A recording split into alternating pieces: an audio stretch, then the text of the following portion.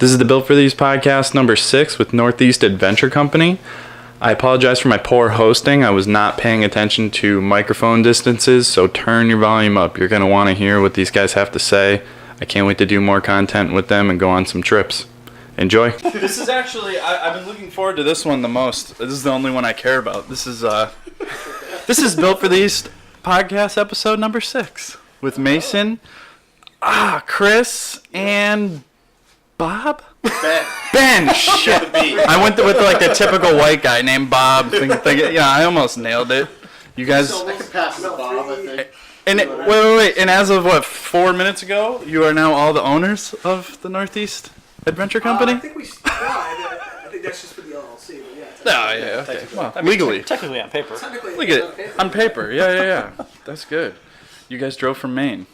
You're crazy. Although, everything fun is up in Maine, in New Hampshire, in Vermont, so okay, it's not really that crazy that I'm talking to you guys. Yeah, they get all the cool stuff up there. Yeah, everything down here, if it runs on gas or it's fun, it's illegal.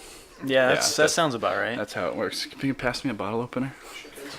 Let's see here. Yeah, so do we need to be passing this back and forth before we talk, or how does it work? Just talk into it. I don't know. Can I even reach him? Yeah, I can reach him. It's on. I see your little Audacity going, but I only see one track. Gotta hit the record button.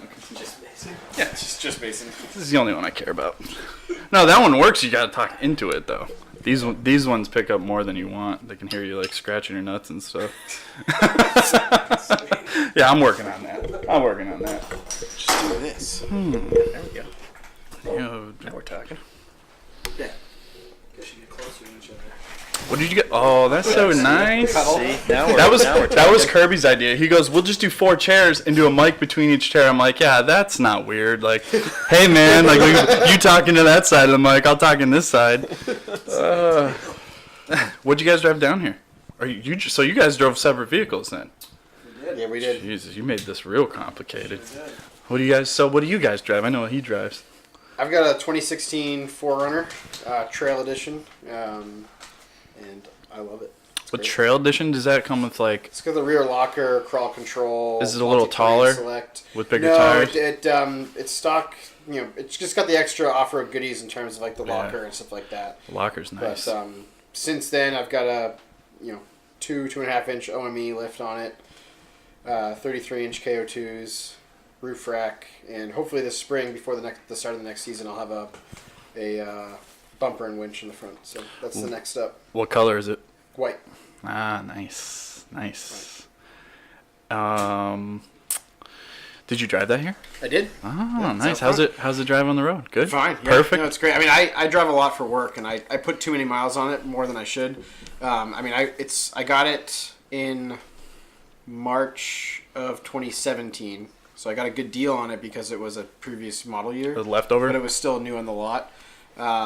But it's got almost 50,000 miles on it so far. I'm surprised a dealer would have a model like that just sitting on the lot. They had two. I think you got to order that. 2 2016 white Trail Editions on the lot. So having 2 of them they already had a bunch of 2017 on the lot, that definitely helped in my favor of getting a good deal. Is the locker selectable? Is it electric? Yep, e-locker. Good old Toyota, man. Yeah, some of us know how to do something right around here. Once in a while. Hey, you started with a Ranger, all right? I'm getting to you. Okay, what do you drive, man? So I have a 2010 FJ Cruiser. Ah, nice. You drive a boat? That's good. I drive a boat. What color's yours? So mine's a Trail Teams for 2010, which is the Desert Tan. I think I know that one. Specific. I mean, I follow this guy like a total creep whenever you guys do anything. I'm envious. Yeah. They had some graphics down the side, but now they've torn those off. But, oh, yeah? Yeah, we actually just got our new graphics today. Is yours the one that broke on the last outing? It's broke a couple times. No, okay. I remember like the last outing you guys did that I remember was like kind of, there was winches out and somebody was breaking steering or something. It was up in New Hampshire. Okay. That was a trip up to, I took a buddy of mine, Andrew, up to one of the off-road parks in New Hampshire. And Yeah, it was a good time. But, He's got a little. in the whole grand scheme of things, after we got pulled out by a couple of Jeeps, which is fine. I have no problem saying that. We ended up having some steering issues, tie rod. No, that's fine. So What do you do to upgrade those? Are there like sleeves and stuff you can do for the steering on those? you can. Most of the time, it's just upgrading the entire unit itself. Go that route, but Is that a rack and pinion on that truck? Yes, So- sir, it is. most of the time, I think a lot of people just swap them out on the trail as fast as they can.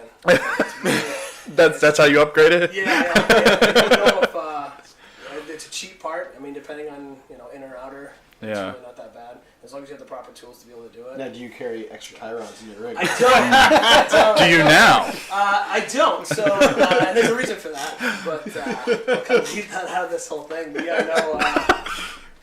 I ended up. That was a good trip. It definitely put the vehicle to the test, and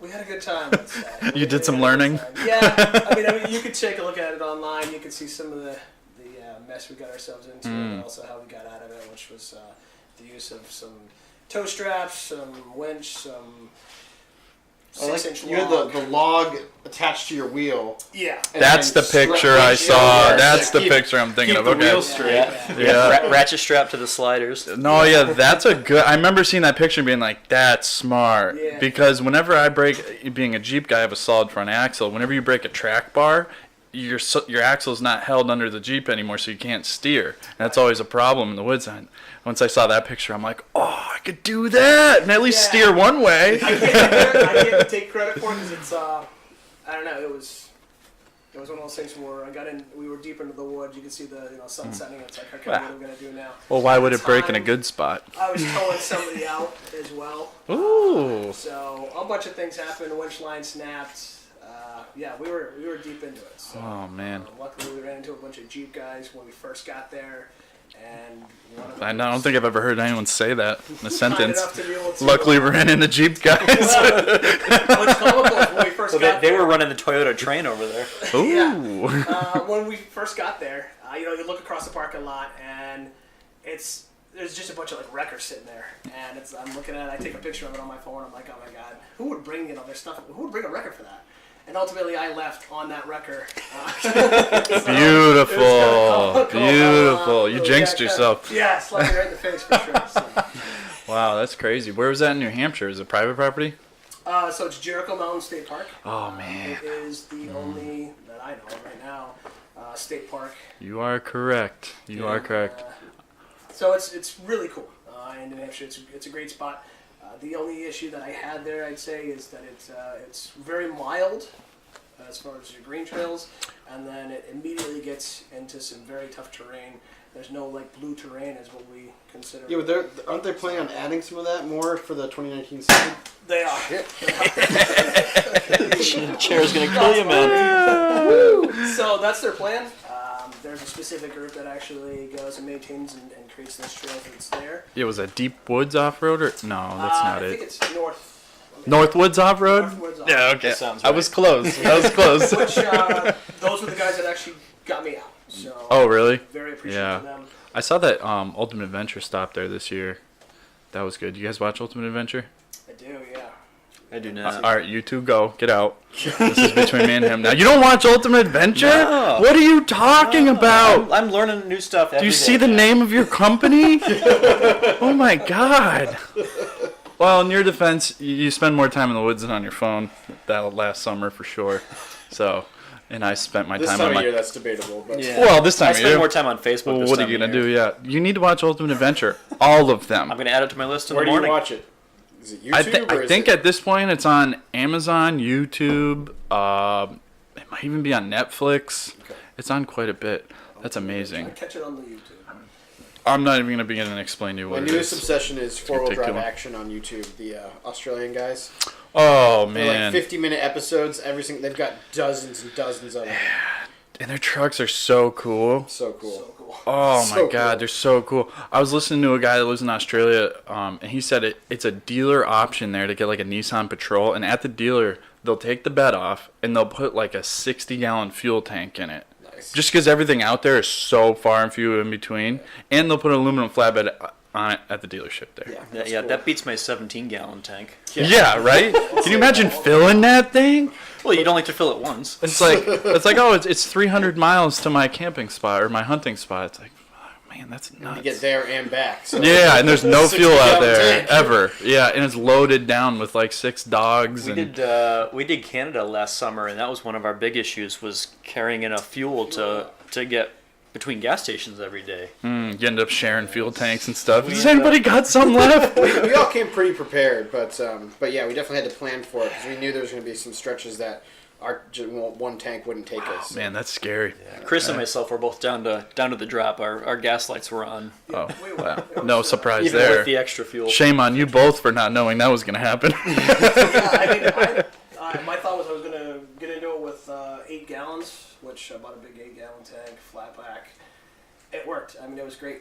Heavy as all get out, but it was really, to me, it was perfect. So it just happened to work perfectly for the loop that we ended up doing. And we didn't get into anything. It's not really challenging up there. That could have been a little bit of a difference had we done. That's true. I think we could have easily found some challenging stuff if we had diverted off of the actual route, because there was plenty of double tracks and stuff that went off into the woods that we just didn't have the time. I don't I think agree. We had a pretty strict schedule in terms of the miles we had to do each day to make it happen. So there's no lack of challenging stuff once you pass the Massachusetts border. That's awesome up there. That's what, I think about that. Like all the off-roading I've done's either been local or so hardcore that I tow there. So this year, like the Jeep that I'm building is going to be more for like what you guys do. And I was thinking about it, I'm like, I have no clue to how to even guess how much fuel I should bring with me to go places. Like not even an idea. Yeah. So that was one thing. And a lot of people don't. When they're most of our normal trips, are not ones that require extra fuel. Like we're pretty good about making sure there's a gas stop or pit stops on the route. What's the average miles of your routes? I know a few of them are like really different, but Yeah, I mean, it runs the gamut depending on... So this year we decided to move a little bit more towards like day trips. So you're not going to have any trouble with that. But you get your 3 or 4 day trips that we do have. We do have one up into Canada, which we'll have to do some...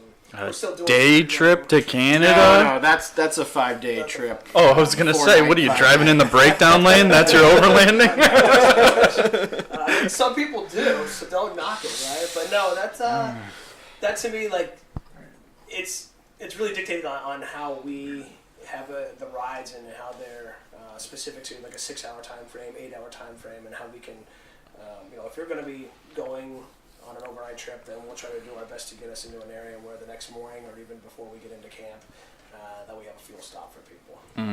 Not only for, some of these, most of the time too, we're doing a lot of primitive camping, so it's nice to be able to have something available for people who, if they need to use, the labs or whatever, that they're not necessarily having to use Use like state parks and stuff. They just have like campsites you can rent out, and Exactly. they come with a picnic table. Yeah, we've been doing that a lot, and so because we've built a really great relationship with, particularly in Western Maine right now, we have a great relationship with a lot of state parks up there, and so we've been renting out like an open field, and the field itself has, up in the field of where we are, it has a restroom, a porta potty, and then you have the ability to come back down a little bit closer to where the ranger station is, and they have a full setup there for showers and toilets. And, Wow, that's nice. It is nice. Yeah, So, That only really works the first night though, because we're point to point. So every night we're in a different spot. So Yeah. it may not be a state park with a toilet and a shower every day. And Yeah. If it were up to us, we'd love to just do primitive camping in the middle of nowhere every single night. But we're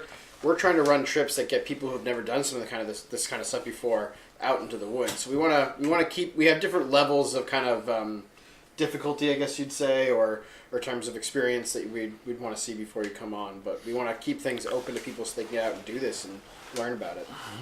I don't think we formally said that you guys what your company does.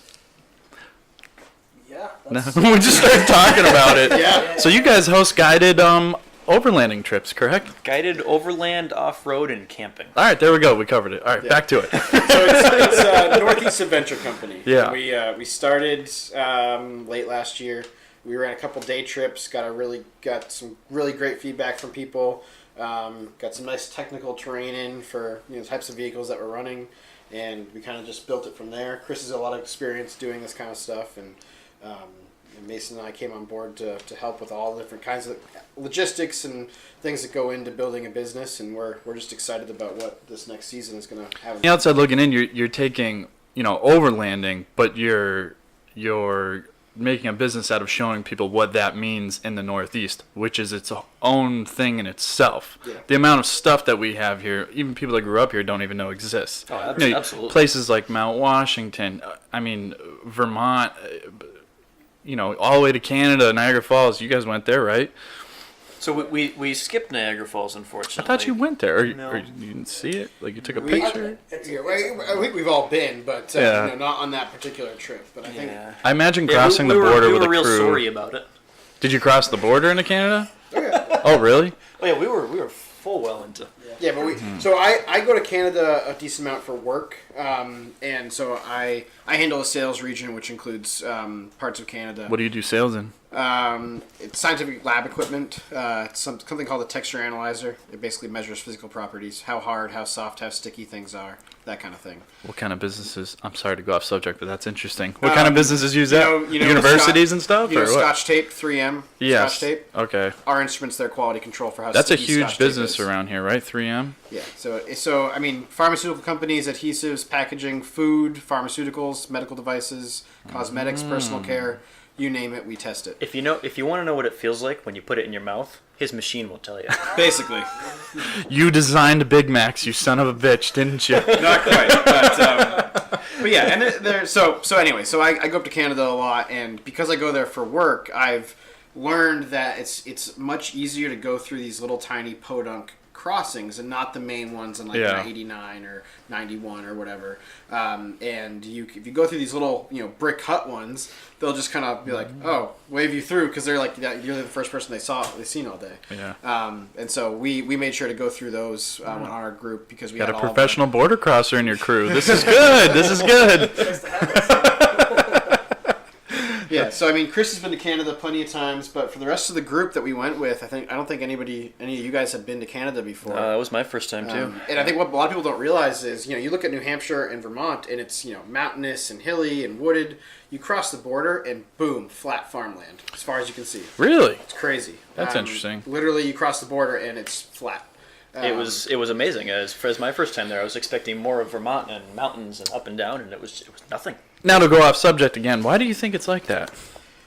Come on, somebody hit me with some science. Glaciers? I think it's because Canada is just a special place. Well, I know that, They need to keep their stuff up That's a there, good answer. and we'll keep our bacon down here, and they can keep their Canadian bacon. And I sense you getting racist. I sense racism coming on here.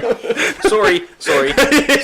Hey, Don't want to offend the Canadian listeners, man. No, we love that trip, and we're really excited to go back there. So this year we're going up to New Brunswick. We're going to do some camping along the Bay of Fundy. We're going to get into some wheeling. So it's going to be a good time. We're looking forward to it.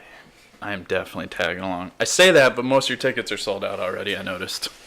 Yeah, that's fortunate for us. I'm going to ride with me? schmooze my way right in there. I'm going to be like, guys, I'm just going to tag along.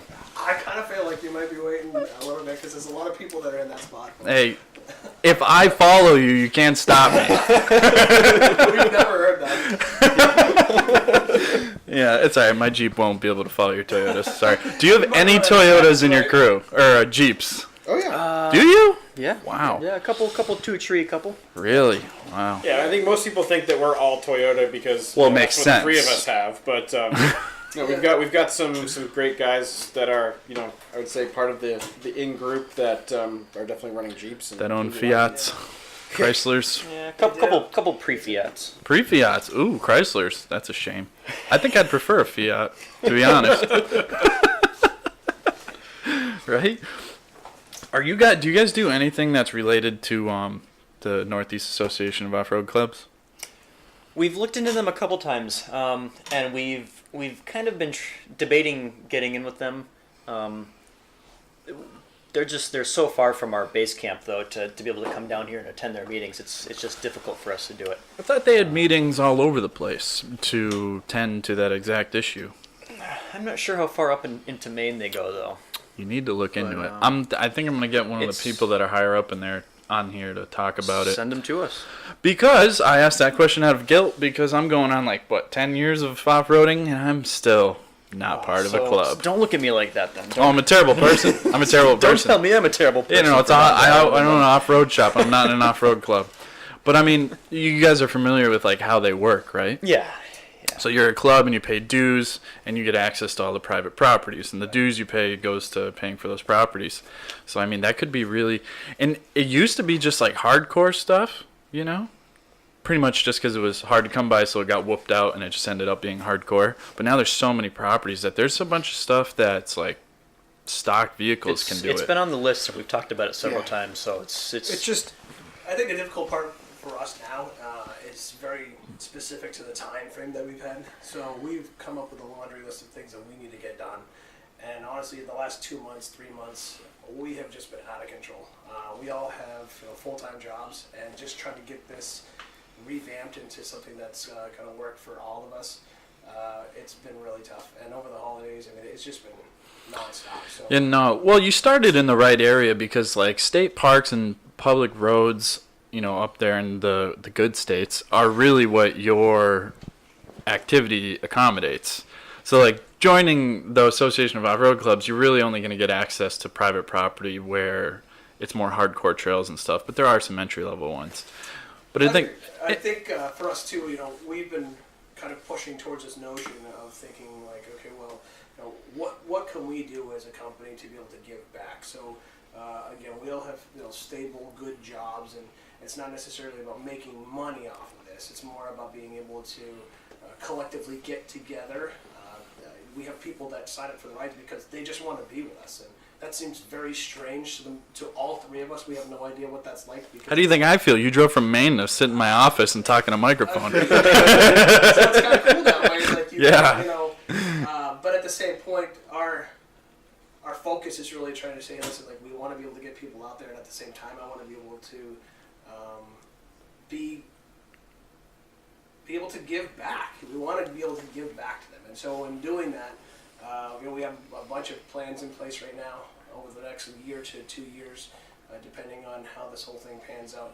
This year, we've been very fortunate to be able to be where we are right now with the support that we've had, and the plan is hopefully to find ourselves in a position where if we do decide to get involved with that club in particular, then we may be able to give back to them as well by having a piece of land of our own to be able to do it. So, yeah, I mean, you say give back, but just the fact that you're organizing the sport in a way that it shines a light on all the good aspects of exploring New Hampshire, Vermont, and Maine. Just doing that and organizing it and showing people how to get out there and do that, that's huge, because they're going to leave your trip and they're going to want to do that every year, whether it's with you or not, with their family, with their friends. And that's, I mean, it's just like hunting and paying dues to, conservation. It's the same thing. Very true. You're putting business up there and showing people how to properly treat the roads, the trails, the camping places. So and we know that we do that, but I think what the little bit of the elephant in the room is that we are, we do charge a fee to go on these rides, and that doesn't always play nice with people out in the community, off-roading community in New England who are going out and doing this on their own. But I think what a lot of the people that we take out don't have the time to go out every weekend and try to find trails and find gate after gate after roadblock after roadblock. And we go out, we put the time in to find places that are legal, that we're allowed to be in, and that will give people a good time, and we take them there. And I think that's worth something. That's taking that difficult step out of the case so they can just get out and enjoy it. That's what we bring to the table. And we'll get you home, so you don't have to worry about I mean, a lot of we do have novice people who come in, and you can have somebody that has a $60,000-$70,000 rig all day long, but if they don't know how to use it, then to be able to build their confidence in the vehicle itself, because the majority of these vehicles, even in stock form, you're going to find that a lot of people, they're not going to be able to outwheel their vehicle. Yeah, it's just the way it is. So, and that's okay. Like, we appreciate that, but I think I have this thought about me that says, if we can own a piece of land, Maine is a great spot, don't get me wrong, but there's a lot of places in Maine, I'd say probably 90 to 95% of the state of Maine is privately owned, and so you need to get permission in order to be in those areas. A lot of it's logging companies as well, so you need to get their permissions to be able to use those those areas. And if we had our own little piece of the pie and we could get involved and say, hey, listen, like, hey, we have our own spot here, and you don't have to worry about getting permission from anybody but us. It just makes it a lot easier. So when you come to the table with something other than your abilities to guide and bring people to certain areas, it just adds another piece that would be much more attractive than if you didn't have that, I'd say. I think that anybody that has a problem with you charging money to do what you guys are doing is probably insane and is going to think anything is crazy. You'd be surprised how often people come across that. Because you say that what you guys do isn't hardcore, but let me tell you something. Loading my turd onto a trailer and going and driving up a rock the size of this room, that's easy. That's fine. That's not intimidating at all. To me, that's nothing. Leaving in a vehicle and then doing stuff, driving over things and through places that you're not supposed to drive normally with this vehicle, and having to get home in that, hundreds of miles, dirt roads. Thousands of miles. Yeah, thousands of miles. That's crazy. And there's a lot of people that want to get into that with these beautiful vehicles they buy, and they don't know how to do it. Besides, there's one way of doing it, like, I'm sure all of us have done. You put in 10 years of doing the wrong thing until you know what you're doing. Or they could just, nice retired people. I have so many retiring customers that are just going out and buying brand new Jeeps. And they just want to go out off-roading, and they could just pay you to have a great experience, not have to have any learning of bad ways to do things. I don't think charging money for what you guys are doing is wrong at all. Well, like Chris mentioned, I do a lot of fly fishing, and I look at it like, you can get a rod, you can go out to the river, to the ocean, or whatever. You can fish all day long, self-guided, whatever. But it doesn't stop a lot of people from at least once or twice going out and spending $600+ on a guide to take them out to catch fish, because they know where the fish are, they know what kind of flies to use, they know when to be there, and all that kind of stuff. You're paying for that expertise, and I'm not saying that I'm an expert, but we put the time in to bring people to these places that they a lot of them wouldn't be able to find or wouldn't have the time to find on their own. So I don't think it's that big of a difference from that, and we're certainly not charging $600. We're charging a fraction of that. In the state of Maine in particular, you need a Maine guide's license in order to be able to do this for profit. So that costs money. Not only does it cost money for you to go actually I had to take a pre-course to be able to get confidence enough to be able to pass the test. And then after that, it's a 3-year process every year. You got to renew it every 3 years, you're saying? You have to renew it every 3 years. You have to take like a class and get credits or something? No, so you just have to go in and redo it. You can do it through the state, which is not anywhere near. You don't have to go, so originally what you end up having to do is have to go take a 100 question quiz first, and then you have a test that's done usually in front of 2 or 3 different either master guides. It's a practical test. So there's a couple different versions of the test itself once you get inside that room. And it's really kind of subjective based upon the individual that you run into, which could be a different master guide every time. So it's tough. It's definitely not something that... you don't want just anybody out there guiding people through public lands. Agreed. Agreed. I have a recreational guide license, which kind of runs the gamut. So it's not specific to hunting or fishing. It runs kind of an umbrella of kayaking, ATVs, outdoorsman stuff, basically. So, we have a little bit of that. Hunting and fishing is very specific. Kayaking as well. You can get those specifics as far as the actual guide's license itself, but recreational kind of covers that. Everything else, let's say. People tend to not realize how much goes on behind the scenes just to even do one trip. Yeah, but I think after you guys put in a couple of years doing this, it's going to be very clear how much you put into it and how serious you are about it. Yeah. You're not just a bunch of guys that are like, "Oh, let's go drink beer and bomb through the woods." We do it's not that like too, that. But I know. But listen, being from Massachusetts, though, also can I say, what's up, Cole? What's going on? welcome, everybody. This is my landlord, Colby. How are you? Also my friend. Good. Welcome. Anyways, being from Massachusetts, I gotta say that being able to go on a trip hundreds of miles through multiple states and know that nothing I'm doing is illegal and it's all okay and I'm not gonna get in trouble is a big deal. Here, You can't. You look at it the wrong way and you get in trouble. Yeah. I can name on one hand the places you can legally put 4 tires in the woods in this state. Agreed. And unfortunately, a lot of places are heading that direction.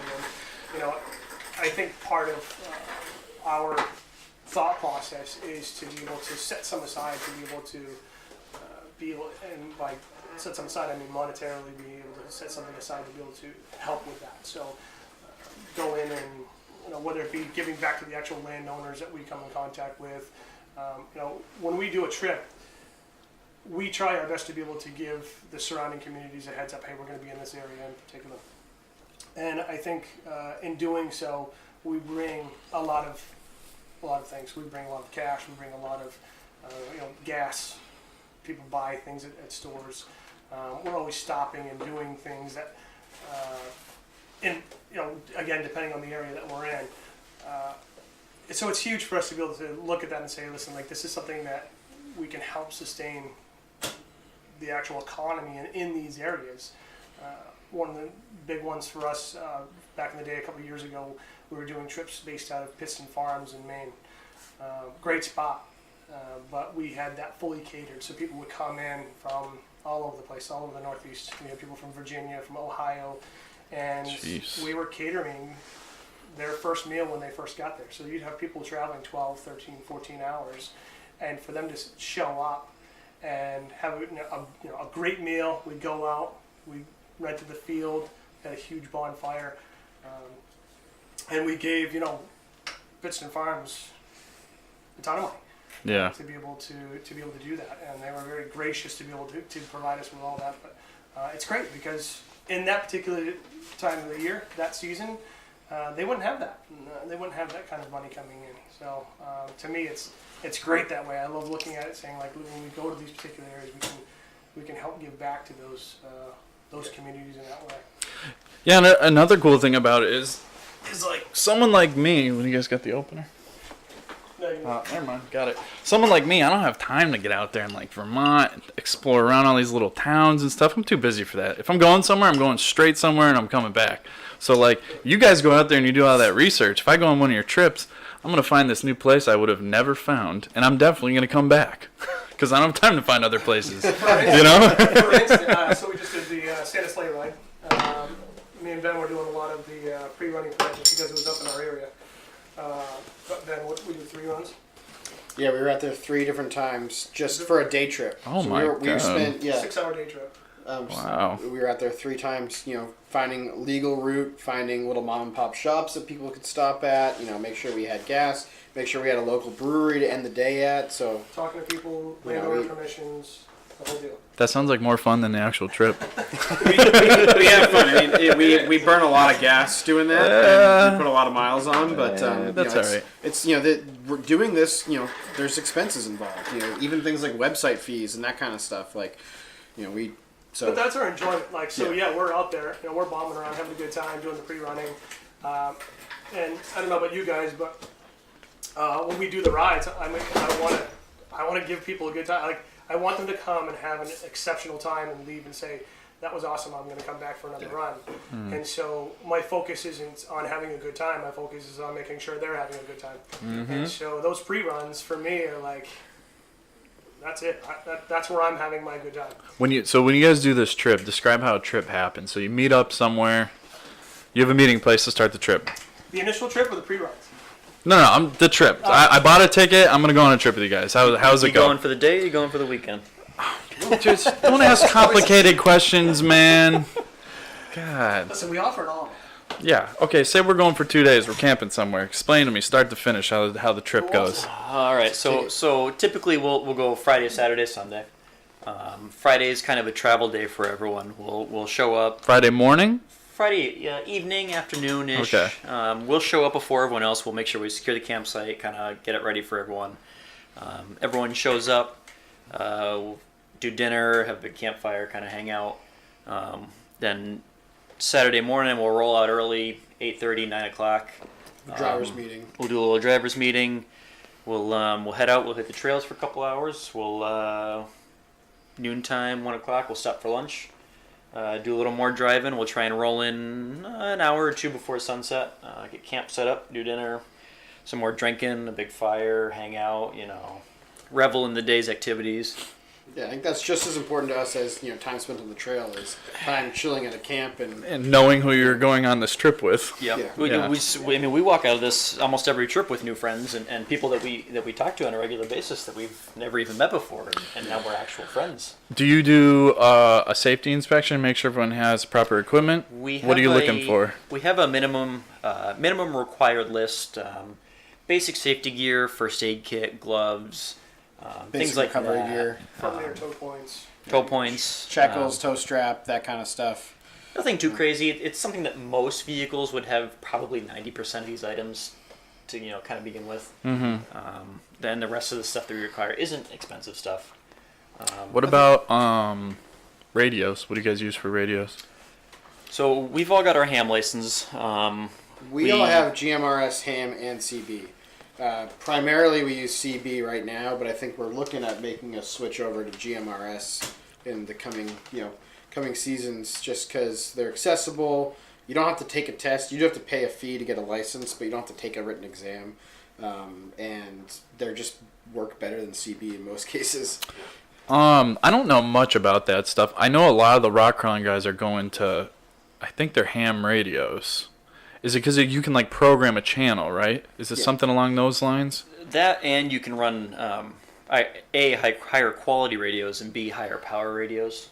Mm-hmm. So just the range on them is, in general, tends to be better than CB and GMRS. Yeah. But CBs it are so annoying. requires some knowledge too. You got to take a test and apply for a license, and so it's a little bit more work. It's not crazy. You can't just buy one and hop on a channel? You cannot do that. That is illegal? You can, but it's illegal. Oh, okay. I mean, so That's probably what the rock crawling guys are doing. I'm just saying that. we see that all the time. I had a conversation with somebody on Facebook this morning, and it was very specific to that. And I actually jumped onto one of the Facebook groups that's specific to ham operators and said, "Hey, listen, I'm doing my best here to try to help the process. Can you give me some tips on how to do this?" And I think at first I thought I was a mole of some sort. And I'm I don't know about all this. But then I kind of got into it. Gave my heads up. Hey, this is my call sign. This is who I am. I don't know. There's a Facebook group just for ham radio operators? I couldn't Oh, look, God. But, and it was a little dry for me, for sure. And I told him, straight up, I was like, listen, I don't have a whole lot of information on this. I did my tests. I know the specifics behind that, but otherwise than that, I'm just here to try to make sure that I have a good retort to people who say, hey, listen, we're using ham radios and we're not, we're doing it illegally. Yeah. So, And I think what's cool is that with the ham radio that I have in my rig, with a little extra work, attaching antenna to my mount and stringing it up into the trees off the rig, I could literally talk to somebody hundreds of miles away. And from an emergency standpoint, we have inReach satellite texting commuter devices and all sorts of stuff. But being able to reach out and talk to somebody is something that you can't get with CB or GMRS or any of that. Man, kind of stuff. CBs, when we would go wheeling with 10 or more vehicles, if 5 of them got caught around the corner and then in a valley behind you, you couldn't talk to them. Yep. right. It was terrible. Especially, in the Northeast, that's all you have is valleys, mountains. For us, it's great too because we use it for comms between all three of us. So sometimes we'll have an outing where we do 2 specific groups, right? So we go out and somebody 2 separate groups? You'll Many break up? Many of our day trips are 2 separate groups. 2 separate. Oh, okay. So we'll lead a trip, and then 20 minutes later, an hour later, we'll start another group doing the same trip, but just in a separate. Oh, okay. So it's nice to be able to know where they're at, what's going on, and not using the CB channels because A, it's not going to probably work. Yeah. And B, it's kind of behind the scenes for us. So we can talk between all 3 of us. We know what's going on, safety-wise. I don't know, just anything that has to do with the trip, and not have to worry about the garble of the CB. And I mean, CB's just it is what it is. I mean, it's been out there for years, and tons of people use it because it's cheap. You don't need a license, but ham is it's headed that direction. For a while there, I had just a handheld unit that I tied in with an antenna that I bought offline. So you're talking $40-50 for the actual handheld unit. I think my antenna cost me $25. Is it a lot clearer than a CB? It is, yeah. It is. So it's, and that's, the interferences and everything you get from CBs. I mean, I know a couple of different areas in the state of Maine that you travel up through, and people are running the same channel that you are. And so you go through like a logging yard, just in a 150-foot section, and you may be there for a little while for 45 minutes when you're going through this tough spot, but Listening to forklift operators. Exactly. Yeah. So Here you can people in Holyoke must use them in like warehouses, because if you turn it on here, you go through the channels. It's like nobody driving. It's just people working. Yeah. No, and you know you're coming into it because you can hear them, and they got that thick Maine accent, so you don't know what the hell they're saying. That's got to be entertaining. We're close. We just came from Brownville, Maine 2 weeks ago, and it was nothing but handheld units up there. Yeah. This is cool. They assigned antennas up there, and And again, they've been doing it for a long time. Some of those guys run marine radios too, which is, but it's that same. Like I said, the focus I think for us is moving towards the ham. The GMRS is definitely the next jump I think for people, but the ham is just. Do you think for you guys having the ham, but do you think having your people that are attending the trip, having them have CB radios, do you think that's a good thing to have? So when you're in a convoy, we require that. So you require that. So you can talk to your convoy of people when you're traveling. Correct. And then you can talk to each other separately through the real radio. Yep. Sometimes we have another. The big kids radio. So yeah, no, there's a lot of comms going on at the same time. Yeah. But it's it's just. To me, I think because of how close we are in proximity for the rigs themselves, and that if you're doing a 10 rig event, or let's say you're doing a 16 rig event and you split them up into 8s, they're so close on the trail that it's CB works. I mean, it's also tends to be the most accessible to most people. Yeah, you can go down to Walmart, spend $40, get that little Cobra, put 12 volts to it, it's done. Exactly. Yep. Yeah. Exactly. Yeah, that's good. So when you guys hit the woods, what's it like? Do you have a person in the front and a person in the back? How does that work? We'll have someone run lead, we'll have someone run tail, and then the third person will kind of end up somewhere towards the middle. And the guy in front kind of tells you where you're going, and the guy in back tells you when everyone's gotten through it and when to continue on. And when you get in a hairy spot where you question people's capabilities, what do you do? Because in rock crawling, you just, if you're to the floor, right? Yeah, and if you make it, you just find a spot where your stuff won't roll down the hill and kill the guy behind you, and then you get out and you help him. It's kind of the same thing. Yeah, okay. I mean, mine might not roll down the hill and kill him. What you guys are doing is a little easier, so I don't know if just a little radio, hey, go wide around this tree, so you don't rub your beautiful Toyota on it. Sometimes it's that. Sometimes we're out there spotting. Yeah. We definitely have places where we know it's going to be a little bit tough for people, so we'll get out and I'm going to need to pull far up ahead. I'll let them know, hey, listen, hang back 1 second. I know this lane ride that we just did, there was some difficult area where you're coming down through this class 6 road, heavy trench, lots of ice. And so you're going to want to have that person sitting at the top waiting for you to get to the bottom anyway. So it's just communication. Hey, listen, guys, I need you to stay at the top here. And each person that goes down, make sure that they get through the end. So people are curious. They're going to want to get out. And so that can present its own set of challenges, right? So you have to be careful of where they are, what they're doing, where they're going. But a lot of people want to be involved in the whole recovery process of this unit. Whether it's the easiest thing you've ever seen in your life and this person just needs to back up and just give it another line, or it's they're buried in their deep. So it's fun. It's fun to bring those people on. And I think a lot of what we do is wanting to make sure that people I feel like, and maybe you guys feel the same way, but I feel like we're helping put ourselves out of business. Like, we want to be able to get people out there so that they're going out with other people. They don't necessarily need to come out with us. I mean, I love them if they come out with us. But if they go out with somebody else, and that other person just doesn't happen to have the same, technicality that they do. Okay, you're the guy now. Yeah. So you're going to be that guy that needs to make that call. Again, I don't think you're putting yourself out of business because, for me, I don't need any help off-roading at all. Right. But if you take me on that awesome trip, yeah, I might go by myself, but I also might just not want to think about it and just buy another ticket from you and go with you guys again. There's many people like that. Yeah, exactly. People who want to do take what they learn or take routes or places that we take them, and they go off and build their own trip out of it, which is cool too. Yeah. And I think tying into that a little bit, like one of my favorite things is like getting somebody through an obstacle that's that's new or like it's more intense than anything they've done before, and then the look on their face when you get them, when you spot them through or they conquer it and get through it. It's pretty cool seeing that. And It's satisfying. It's very satisfying. Isn't that so fun? When I went last year, you guys ever been to well, I know you're Toyota guys, but have you ever been to Go Topless Day at Munson? I've been once. You've been once, whatever.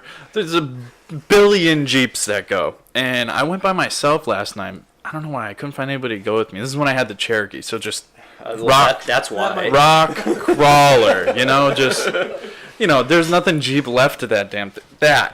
And so I was like, I did all the trails. I'm like, oh, it was pouring rain out. I'm like, I'm gonna go do the easy trail. Why not? So I got in line, and I ended up with a bunch of veterans, and they're all friends. They all served together in Iraq, and they came back, and they all bought brand new JKs, decked them out. And it was so funny. I got in the trail, and like, so they get to this point where they think they're stuck. They really genuinely think they're screwed. They don't have winches, but and I just calmly, I'm talking to them, and I'm like, no, just do this, do that, and do that. And they drive out of it, and they think the whole world is just turned upside down. I'm like, man, that was awesome. I love teaching people how to drive their trucks. This is so cool. And then they kept asking. They'll never. It takes a pretty hairy trail to be able to get somebody where they can't get themselves out of it. Yeah, as long as they can listen. And you don't have that crew of 19 people that think they need to be spotting one person. Do you ever run into that problem? We When get everyone's that, got we an get that with opinion? people, yeah. Cut that off at the pass. Yeah. Yeah, that's the I don't mind, like I worst. said, I don't mind like allowing people to kind of get that, just get a taste of it. Hey, listen, like this is this is what you're looking for. This is where you want this person to be. But at the same point, keep a close eye, right? Just in case. So Yeah. because ultimately we are responsible for them, and we want to be. I mean That's what they're there for, yeah. Yeah, you're trying to help them out. Get paid money to come on that stuff. Do you guys all have rooftop tents?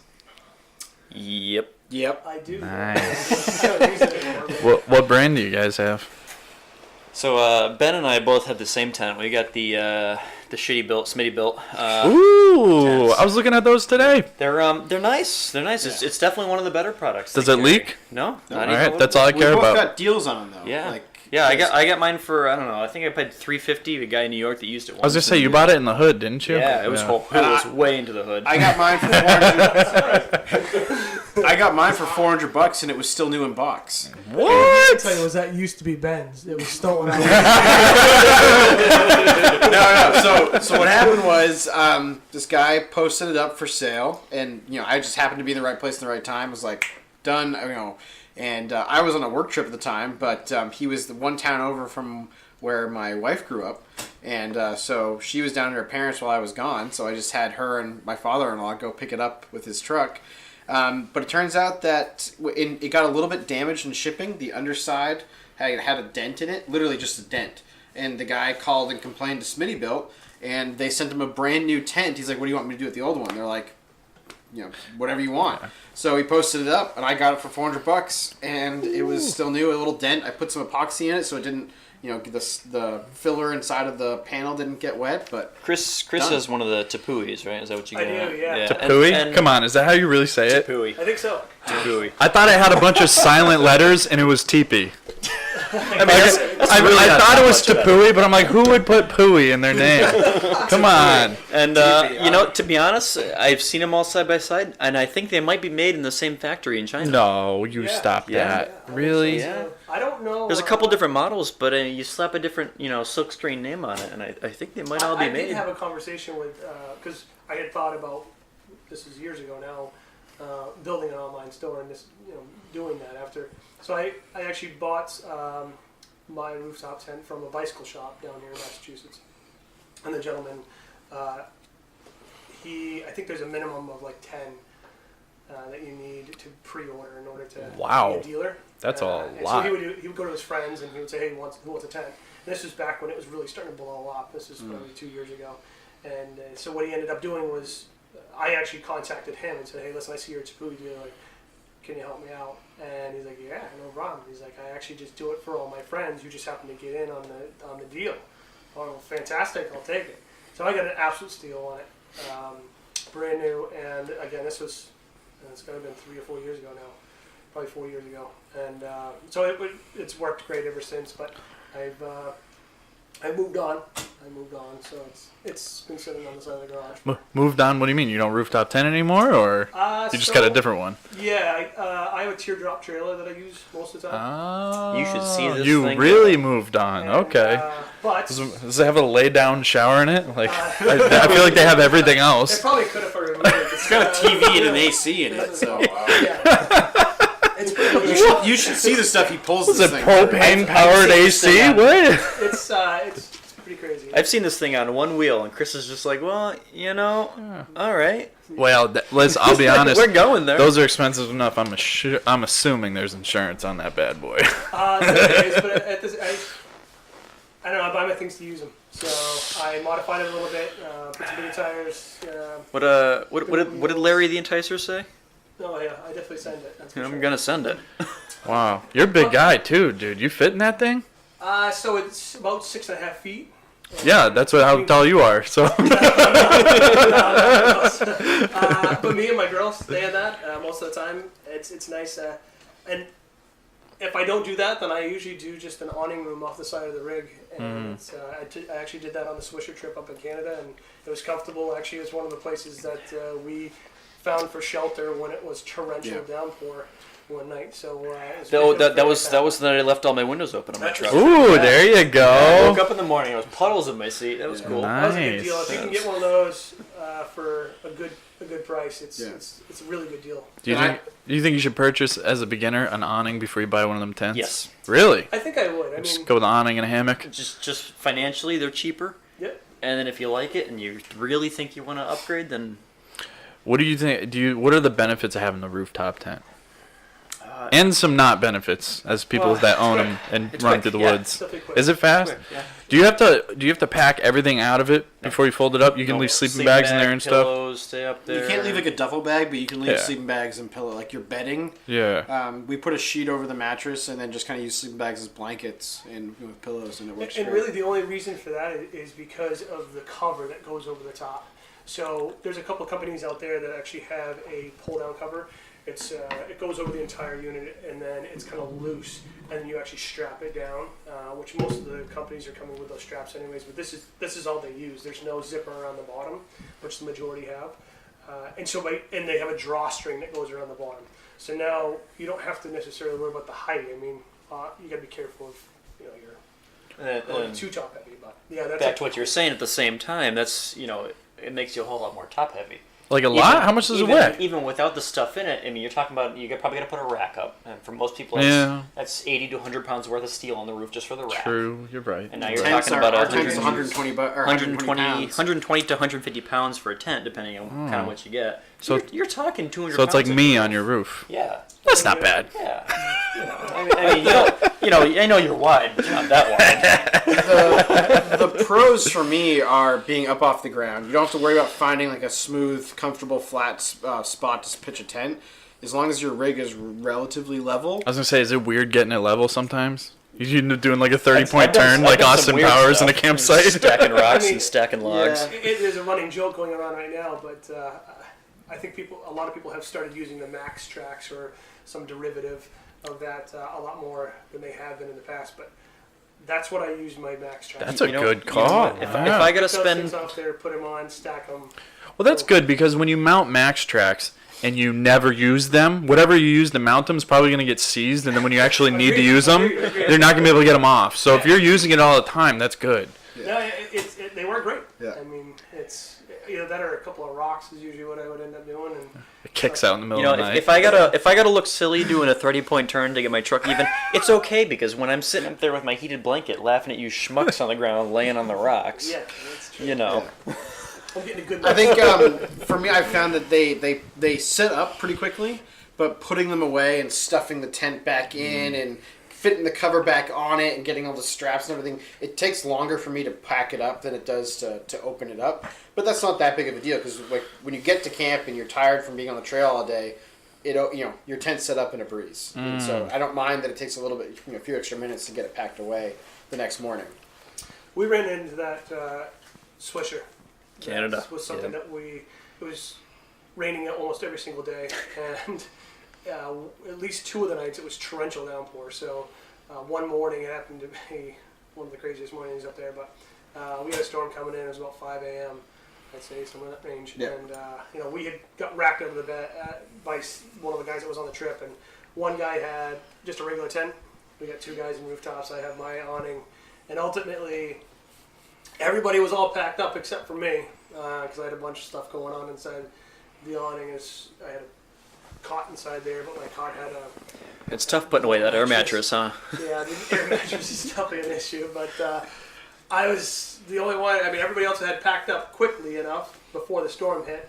Sitting in their car staring at you. Yeah, that's exactly what it was. I'm on the radio with these guys. I'm like, should we get out and help Chris pack up? I don't know. And I can't hear him. I mean, luckily the awning room, you actually have an ability to get inside the vehicle. There's a zip out section, but I'll tell you, it was just like, I was just sitting in my chair in there listening to the torrential rain, knowing that like everybody else is just sitting in their vehicle waiting for me to get ready. I was like, you know what, I'm fine. Yeah. So that was back when your window was permanently in the open position. That's it wouldn't correct. even go up. Ooh. That's He spent a whole lot of days for hours at a time getting pounded in the face by sticks that were slamming in his window. Cause, I think for more technical trips or when it's just me, I would prefer not to run it because I just sleep in the back of the 4Runner. I fold the seats down and I have a pad that goes in there, and I can sleep super comfy in the back of the rig, and then you don't have the extra weight or the clearance issues and everything else on the top. Because there's one of the other cons is there's been plenty of times where we come up on a trail and there's a tree across the trail that if you didn't have a rooftop tent you can drive right under. When you do, suddenly you have to cut the tree down, or in Mason's case, we ran into that in Vermont. We took the tent off the truck. Take the tent off the vehicle, drive under it, put the tent back on. Oh man! Both ways because it was a one-way trip. Damn, that's a bummer. And it was actually the easiest route. It was on pavement. Yeah. So there's definitely pros and cons. When you put those away, so when say it rains out and you clearly you can't dry it off, it's downpouring. You fold it up. When you open it back up, does that moisture find its way in onto the inside? Still dry. Not Really? inside, but be careful of leaving it for an extended period of time. Oh yeah, well, just like any tent. Well, that's another con is that it's attached to my daily driver. Yeah. If I get back from a trip, if I have to turn around, if I get home on Sunday and it was raining all weekend and I have to leave on Monday to go on a work trip, like suddenly that tent is packed up wet for a few days. So You get to a client's place, and you're like, "Sorry, I just gotta open it, let it sit in the sun. Don't worry about Just that. give me a minute." I'm actually pretty sure last year that I had to go somewhere on Monday, and I got there early And opened up pitched your the tent like in the far corner of the parking Oh lot yeah. of this like business complex. I'm not leaving till you buy stuff from me. Yeah, I mean you do what you have to do, This guy's but shit over here. but Wow. most of the summer my rig just sat in our front driveway area with the tent open because it just rained so much on every trip that I get home and then I had the tent set up for a couple days, and then before I get a chance to pack it back up, it would rain again at home, so then I have to leave it in the yard even longer. It was just a whole thing. But yeah, so. What are some crazy stories you guys have about either off-roading, animals, or police? Those are the 3 coolest things I can think of. You can't ask Come the on. police officer Give me about some. crazy police Oh, that's right. stories. Yeah, okay, we won't taint that one. Tell me about animals. You running any moose? Come on. Be honest. I have not run into any moose. I know they have. Being from Maine, are you guys annoyed with people that are like, "Do you guys see moose?" Hey, Chris, you guys ever see any moose? I'm not, because one of our trips with the old company was specific to going to find moose. Oh, So it was called Moose on the Loose. Oh, And all right. So we did that for 5 years. It's still ongoing now from what I know. But yeah, that was our plan, was to get up into the bush as far as possible, northern Maine, North Maine woods, and you're bound to run into them just because of the vastness of that area. So we would run into, we've seen everything from bear, cubs. I think I was the only person that saw the bear on Swisha. Yeah. The bear in Canada. You're up front. Yeah. Just a regular little old black bear, or No, mama bear. It was most definitely Mama Bear. Ooh, scary. We saw some other stuff, but that was probably the best one. Yeah? Yeah. What about off-roading besides the nightmare we talked about in the beginning of the podcast? Yeah. So far, that's been one of the good ones. One of the most eventful ones. We get a lot of people that don't pay attention very well when you tell them how to get through stuff. Yeah, And you're what one of them. And I mean, I do it full well knowing that I'm choosing a horrible line. It's his job to experiment, okay? Right. See, kids don't do what I'm doing. Well, I think a lot of people find comfort in the fact that we're there to try things a little bit. Maybe something that they wouldn't try. Push the bounds a little bit. Yeah, one of the trips, turkey trot, I believe, Andrew, getting into a pretty sizable hole, sank the front end of his Tacoma. He's got kings on that, which probably gives him 3 or 4 inches at least. Probably closer to 4 because he left spacers on the front end. But yeah, I mean that the trips are fairly tame just in regards to getting into that stuff a lot. We've been seeing a lot more rocky areas, so it's not so specific. I try to stay away from mud as much as possible because I have a Rubicon. As a mechanic, I appreciate that. Yeah, Thank you. I have a Rubicon, and before I bought the FJ, that's kind of how I started, was with that. And it's probably one of the best vehicles I've ever had, but it's just so small. I put 35s on it, 4-inch lift, and it really would go anywhere. And Rocky Mountain Terrain Park is one of the local places in Maine that we have. It's an off-road park. It's only one of 3, I think, that we have left. So. Aw, you only have 3 off-road parks? Aw, man. So one of them did end up closing down. It was called All Wheels in Lewiston, Maine. We only have 2 now. Yeah. Sorry, guys. Sorry. And we have a bunch of other areas. Yeah. You can actually drive on. So Yeah, whatever. But no, it's I've buried that Jeep more than once, and it did a very good job. But it just seemed like it was just too easy in that, and not only that, but it just wasn't comfortable. So once we started doing longer trips, the point-to-point camping, it was a nightmare to try to keep that thing, on the road and get to the end of a day and just be like, Are my control arms tight? I don't know. like your brain is just literally shaken to death. Like, what just happened? Yeah. So the FJ is definitely longer. They can house more for me, which is nice because I try to generally bring a lot of things that people may or may not need. And then I don't know, the FJ, I've buried it a few times. I've been to Roush Creek, I've been to Anthracite, did some pretty hairy stuff over there, but nothing. I generally don't put myself in areas where I'm going to, Anthracite and Roush Creek for that matter, we're talking 9-10 hours away from home. So I did a couple of their I mean, it's not off the scale with Canada. This guy drove to fucking Roush Creek, dude. We Yeah. towed there, and I told even that was crazy. I told my teardrop down there so I could stay for a couple of That's insane. days. So, I wouldn't drive a rental car that far and tow something. sweet. It was one of the Jesus. best times ever. Yeah, see, when you started out saying, "Oh, what we do isn't hardcore," that is bananas, dude. Doing anything risky and something you drove to Pennsylvania in is hardcore. Okay, that is, I don't know. Like I said, a lot of our people try to, they tend to trend towards that direction as well, where it's kind of like they want to give it a go, and they have no problem with trying it because we're there, but we're not putting people in situations where they're doing 10 out of 10s. We'll go to the off-road park. One of our trips this year is Jericho. We are going to go up there and try that out. My hope is that they get some blue trails in place that we can kind of get a little bit of challenge, but not so much as what we had before. Man, the problem with easy trails is they get eroded so fast, and an off-road park that we all know of, I don't know if he wants me talking about it on this, so I won't, but he has a problem with the green trails where it gets so eroded that he'll change it, he'll make them one ways, so you go one way for like a year or two, and then he'll turn around and you can only go one way the other way. But then after you've done that, after 2-3 seasons each way or whatever, that green trail is now a black trail. Right. Everything's down to the rocks. Like, there's no mud or anything or trees. It's just everything's worn down to the rocks. So when you have a public place, and that's not a private place, it's just a busy one. I went there with my truck once, and I was scared a couple But yeah, times. I wouldn't go out there in yours. I wouldn't even. It doesn't. It was Yeah, I don't know when you went, yeah, but I was puckering. in the past 2 years, nothing with a license plate belongs out there, and and even on the easy trails, I broke my transfer case on a green trail, and it took me like 6 hours to get back to camp on the green trail Yeah, with my winch. And you're all of what, a half a mile from the road?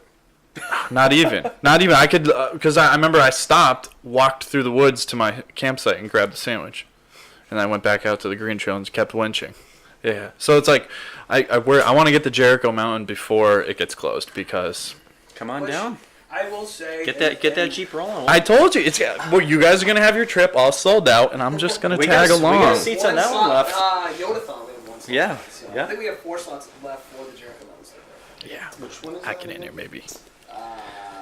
So I think it's Green Mountain. What I will say, and not to like give up too much, but some of these classics roads, New Hampshire, Vermont, Western Maine, boy, like that's it, cat's meow, right? So you aren't gonna have a place that like a specific off-road truck is gonna be able to go and have like probably a great time, but those trails / roads have been beaten down onto the rocky areas forever, and so you don't have that anymore. I mean, we did a turkey trek, and we spent almost an hour just getting 10 trucks through one ledge. Yeah, I mean, well, Pretty cool to kind of have that it doesn't cost anybody anything. Mind you, we bring you out there and finding those areas in particular. I mean, there's a lot of Class 6 roads that are just dirt roads too that people don't get. Like sometimes it's. see, I want to find that. I want to do that. So that's. But I don't know where that is, and I'm not going to spend the time to find it. So I'll just pay you guys to bring me Well, there. That's it, right? So I mean, and that's the bit, and it's nice that way. My hope, I think, is that we all, collectively think that getting a piece of property too that'll allow for a little bit of a base camp to What do you get think? out there and do that. What do you think your benefits are that? But how can you have a base camp though if like your trips? I looked at some of the maps of your trips and they are all over the place. So how could you call it your base camp? So that's specific to this year, right? Oh, okay. I don't know. What you guys think about making sure that we kind of keep? We're just gonna buy a bunch of properties all over New England and then just have Yeah. base camp. I think we'll it's a just great base camp idea. out. No. That'd be ideal. That would be ideal. I need we- some money for that. It sounds like the start of a cult. I'm just saying. I don't know. You want to drink the Kool-Aid? We all got tents. I don't know. We're looking at places that are relatively, access to the other places we want to go, so that it could be like a Friday night. We roll in there. We're in a familiar place. We've got a nice fire pit. We've got some trails on the property that are different, levels of challenge for people to get some experience or, that kind of thing if they want to. And then, kind of buzz out from there and go all over the place. And not that we would use it for every trip, but just having a spot that we can make our own, I think would bring a lot of value. Yeah. I think. And specifics to like training too. So, somebody in your spot where you've got a lot of experience off-roading, doing the more hardcore stuff. We have people that want to do that. We could give it a go for sure. But if we say, hey, listen, can you come up? We've got a couple of guys that really want to do this. You can use the property to be able to do that because you have some. We'll show you how to winch safe, and we'll show you how to get yourself to when us, you're. That's a huge benefit. Like it's something that you can provide for. Mm-hmm. For everyone. I mean, it can run the full gamut. Is that something you guys are interested in? Off-road training classes? Sure, absolutely. We've discussed it a couple It's times. definitely been discussed. Really? That's good. Maybe we should talk a little after this. I was talking to my insurance company about it today. That's good. That's good. We'll discuss that. But I don't think having your own property for what you guys are doing now with trips and stuff, I don't think that's as effective as just basing your product and your reputation and what you guys do as a company. Like you bring people to areas, you show them how to be respectful of the areas and go off-roading. There's a lot of property owners that would really appreciate that and would definitely just accommodate to you whatever you need just to even use their land, We do. So the contacts that are made, for the last, once this transition moved over to doing the overland stuff, that's a lot of what this was because of the point-to-point camping, particularly in Maine, was being able to make the contacts with those landowners. So, yeah, we just had a conversation last week about, hey, listen, we have some place that we want to go this year. Let's make a contact with that owner. not only are we going to try to stay at that particular place, but we're going to organize a cleanup for that specific area. Well, that's good stuff. That's what we need. You to know, be how doing. can we make the landowners feel good about opening up these areas to us and to other groups, and to continue letting us use that area? Yeah. See, make sure you listen to the next podcast I have with the person that I'm talking to from the Association of Off-Road Clubs, because that's all they do. That's literally all they do, is they collect dues and they pay property owners, and the money goes towards, fencing, grooming roads, grooming the trails. These are property owners that like snowmobiling. So these off-road guys groom their trails all year round, and then come snow time, they have these perfectly groomed trails, a brand new gate on the front of their property, nice camping areas, stuff like that. I think you guys really should look into that. Attend a meeting or something. I know you're just starting. You got a lot going on. Yeah, I'm just saying you should. Everything you're saying aligns a lot with what they do. They just do it privately because they know that. We've talked about it numerous times. Just again, and it's more about the time, right? I mean, Oh yeah. How much can we cram into a specific year? And honestly, it's about money. I mean, it has to be. So you have to look at what this is going to cost everybody, not only us, as far as the owners are concerned. The expenses that are going to be paid out, but everything that comes along with it. So you've got responsibilities, maintaining the land, like you said, maintaining the land around the specific area that you're in.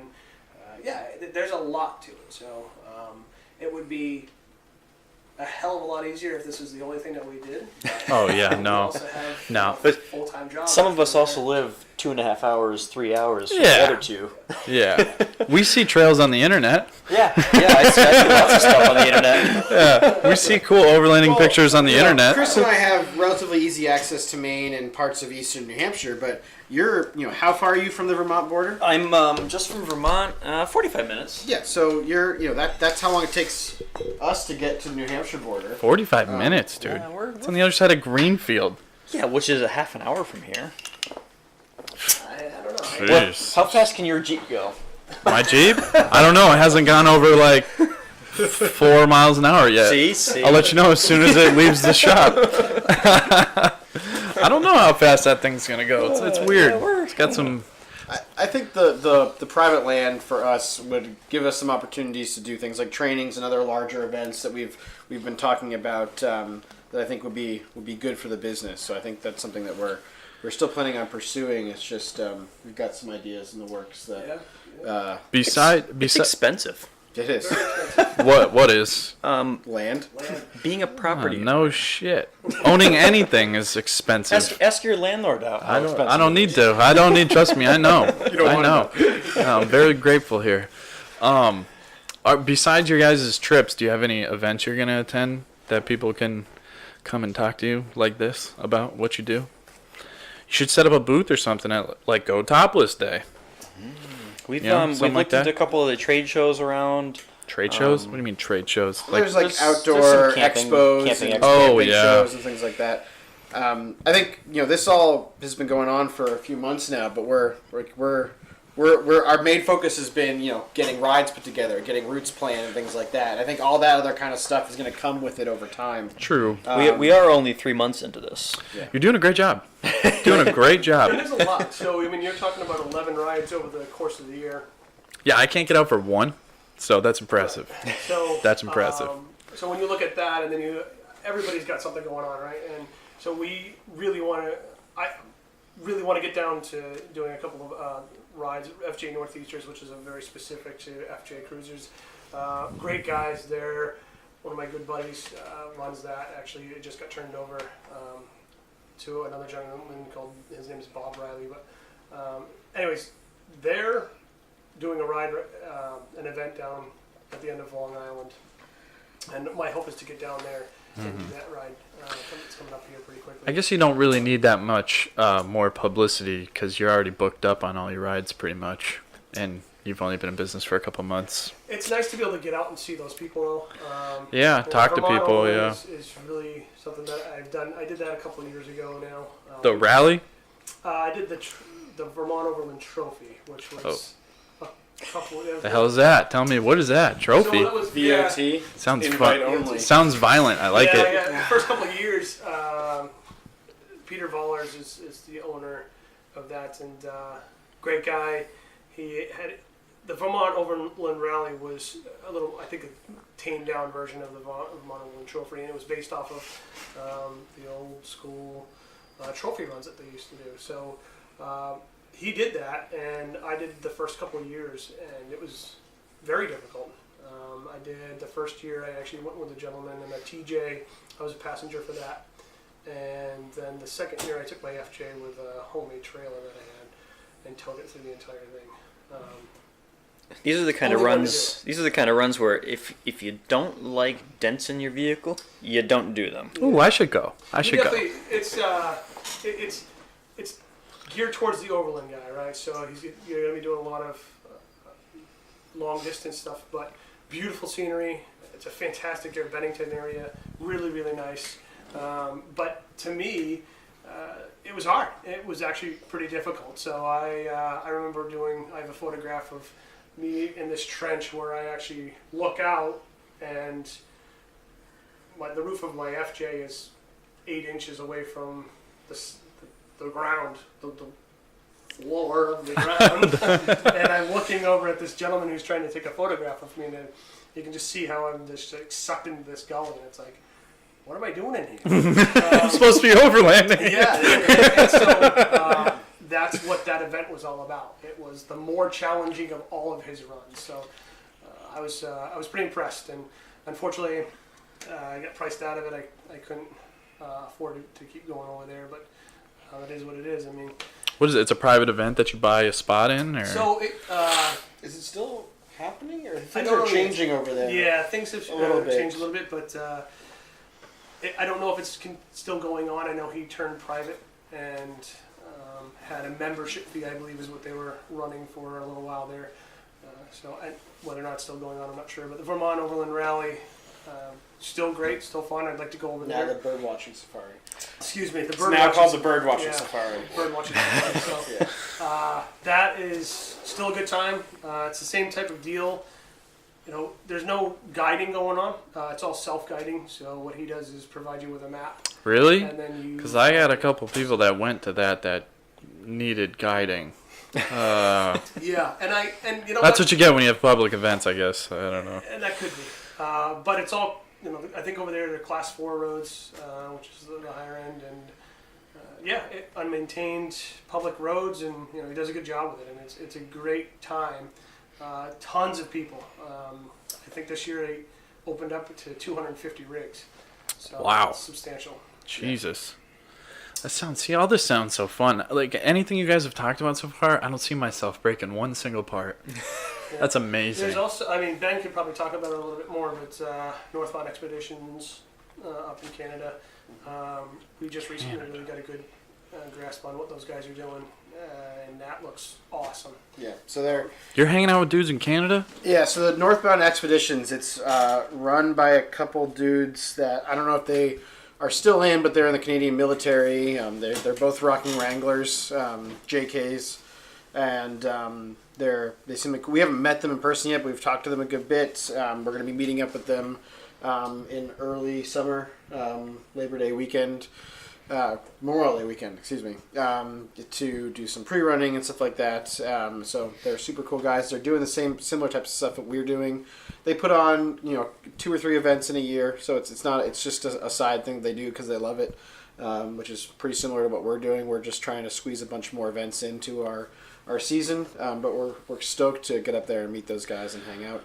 But I think just today or yesterday, there's a YouTube channel called Mountain State Overland, which is pretty popular, and they do trips all over the Northeast and stuff like that. But they bring like a film crew basically, kind of like Expedition Overland style, but on a little bit smaller scale. But they did a trip with Northbound Expeditions. Their overland rally up there in New Brunswick, which can get pretty gnarly from the pictures and videos that I've seen from past events. So I'm excited to dig into that this weekend and watch some of those videos because it should be interesting. We're sticking down to the south shore of New Brunswick along the Bay of Fundy, but when they get up in New Brunswick, and there's some pretty gnarly terrain up there. And I've been telling these guys for a while, and I think they're on board.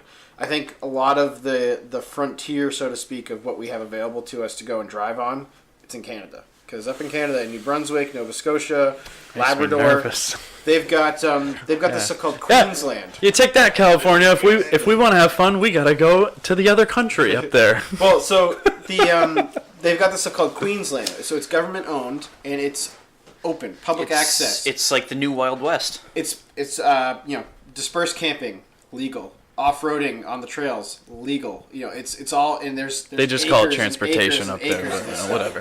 But this is like, not that far outside of like Halifax and Nova Scotia. You can go off and find some pretty sweet double track and stuff in the woods, and and it's all over New Brunswick, Nova Scotia, all over the place. Quebec's a little bit different than the maritime provinces, but I think that's where the opportunities are for some quote unquote real adventure is up there in Canada. At least what we have available to us in a relatively close distance.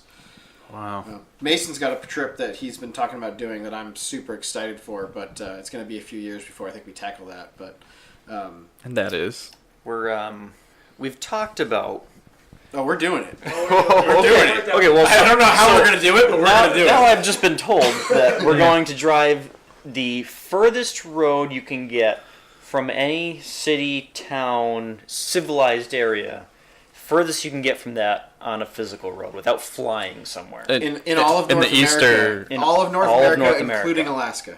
It's the farthest you can drive from a city and still be on an actual road. Mason, how much fuel do you need for that? So I would have to carry a trailer with a tank on it, worth weight of fuel. So you don't have a plan, okay? The name of the road is the Trans-Taiga Road, and it leaves Radisson, Quebec, which is like Radisson is 20 hours from where we live in Maine to get to Radisson. So like 24 hours from here. Yeah, so like 24 hours of drive, a full day of driving to get to the start point. Wow. And the Trans-Taiga is 400 miles out, 400 miles back, no gas. And there's a gas station at the end, maybe, sometimes. You can't rely on it. Depending on the season you go. At the end it's of the for road, airplanes. It's for airplanes. Yeah. At the end of the road, there's a bunch of hydroelectric dams and stuff like that, and there's a settlement there, but there's no public access. It's just for the people who work the dams. So what you need to do is get on the horn, purchase fuel from those people, and have them store it for you. I don't even know how you go about contacting those people. Yeah, that's true. Fly in, purchase fuel, store it.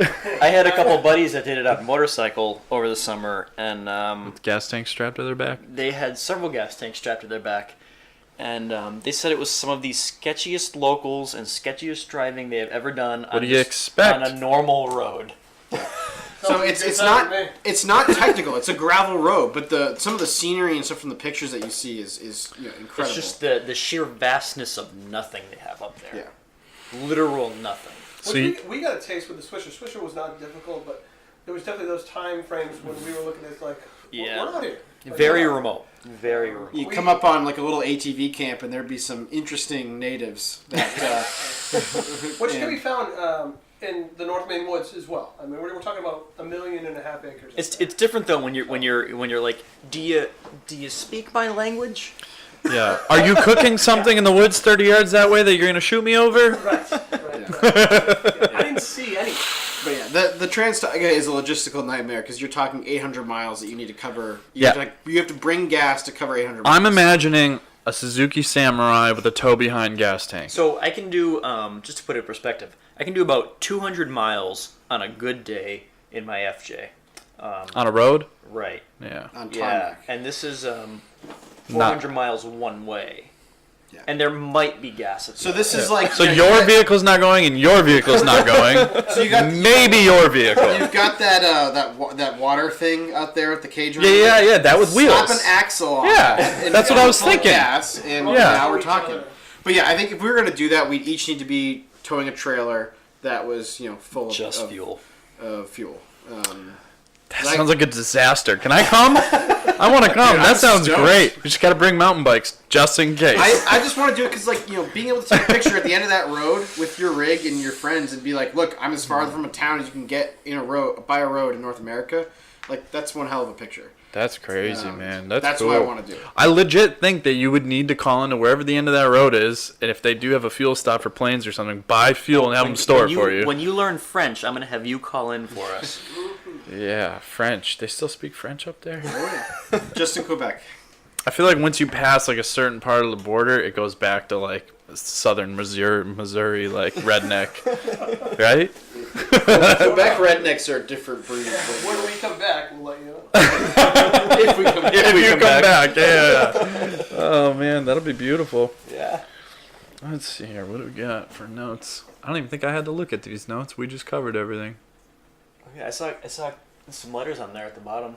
Some waters? Some 3 letters, KOH. Oh yeah. Wow, I was just gonna ask you if you're coming to my King of the Hammers party. Well, I'm not gonna ask you guys. I'm glad I'm ahead. I'll be there. You'll be there? I'll be there. I'll be representing Northeast Adventure there. I won't be there. It's gonna be here, so it's not at the bar this year. It's here. Are you gonna have a portable bar here? Next Friday, yeah, it's gonna be a cooler with a bunch of beer in it. It's perfect. I'm into it. Sound Chris good? might be here. Beer and pizza. Beer and pizza. Where's the pizza coming from? Because that determines if I come or not. Capri, my man. I'm not coming then. What? How dare Outta you? here. How That's dare you? it. What do you want me to get? That's it. Pizza House? Pizza House. Duh. Dude, why would I get Pizza House? Oh, come on, man. You know more than anybody. I've ingested my own body weight in that place over 100 times. Even the more reason to. Yeah, I know. I'm not doing that. Capri's where it's at, man. Yeah, because it's shit. And Get you're outta not here. gonna eat any of it. Get out of here, dude. Anyways, you coming to my party? It's next Friday. I'll be here. All right. I'll be representing. If you guys are bored and want to drive from Maine, I'm gonna have a projector out here playing. Do you guys know? You know? Okay. I'd really kick you the fuck out of here if you didn't know what King of the Hammers was. There's I forget, the Steel City or something. They're building a 4th gen Forerunner for King of the Hammers, and I'm pretty stoked to see it. 4th gen. There was a solid axle swapped FJ out there last year. It's turned into the SEMA of off-road. It's crazy. People bring all this new stuff they're debuting. The Forerunner has like the Marlin Crawler twin transfer case system. The whole. Have you seen whole Marlin's bunch of new stuff. triple case taco with the crawler box in it? Like a 480 to 1 ratio. Yeah. Don't talk to me about Toyotas, dude. I know all about that Toyota shit. I got one outside. You guys want to build a real Toyota? I'm parting one out. Yeah. Does it do 40 miles an hour or more? It might. It might. I'm gonna gamble on that one and put my money on no. That's my goal for my Jeep, is to have it to be able to go. What's your guys' minimum? Oh, you guys probably don't drive around with jalopies enough to require minimum miles per hour. I'm going for 55 of mine. You would be okay with 55. I'm trying to get to 55. You would be good. Safely. It might take you a minute to get there. I'm going to have a 4-cylinder with 538 gears and 35s. I don't know what's going to happen. You're only as fast as your slowest person. I think it'll go 55, but I just don't. Those 538s really throw you for a loop. Who knows how. Singing. Yeah. Nice. Little 4-banger. It's going places. She's going to be all right. My first vehicle was a 95 YJ 4-cylinder. Of course, this was back when I didn't know anything. I was in college, and I never changed the oil in the engine season. Hey, but you know what? But you know what? It got you bitches, didn't it? That's Yeah, What'd you have it was- for I had 32-inch KO2s All right. Yeah. with a 2-inch shackle lift on it.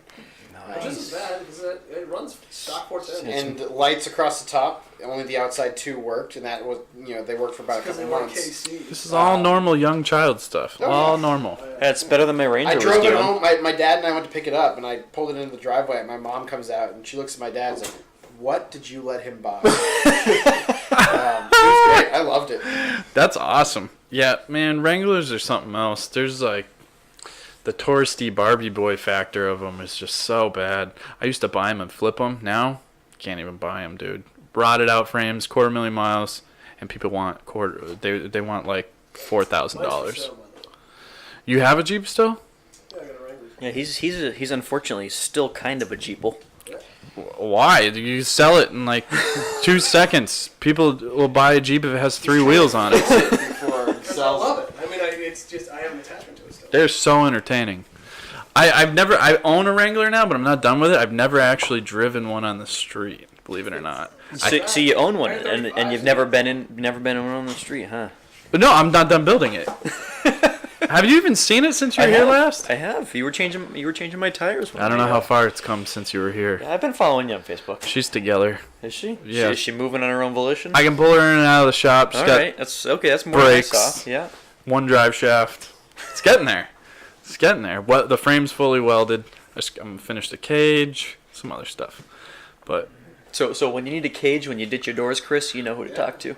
oh my god, dude, I think FJ's look so sick with the doors off, including that little pointless door with an internal cage. I think it looks so cool. We've been telling him to rip the door because one of his doors is busted right now. The even when it's closed, the door, I can still stick my hand through the seam in the door. Oh no. Like the hinge area is messed up or something? So it got folded, 180 degrees when you hit a tree? Yeah. When you roll backwards and hit a no. tree? And that hinge setup's so weird. It's like, how do you fix it? Jericho, yeah. That was the same time as Jericho. Yeah, that was with So the, we've been with telling him the to ditch the doors and single axle swap it, and Don't ever take your doors off of a machine that is supposed to have doors on it if you're going to drive it on public roads. Coming from a degenerate criminal, I don't think I have to say that to a law enforcement person, but I have a lot of dumb friends that I don't know how I got pulled over. Well, you took the doors off your pickup truck and drove it down the road, and your blinker was smashed out because you were wheeling, you didn't wash the mud off your license plate, and your muffler's loud as shit. That's why you got pulled over. Don't get in trouble. fair enough. Oh man, I don't like it when people take doors off stuff that's gonna be on the street. Even I got full doors for my Wrangler that I'm building. And I'm like, man, I can't wait to take those off, and I like take them off, and I'm just in the shop, and I'm sitting there, and I'm like, I don't trust other people on the road enough to run this with no doors. They're just gonna hit me. Didn't you have a Cherokee? It had doors, And it was black. It had doors and a cage. Are you sure?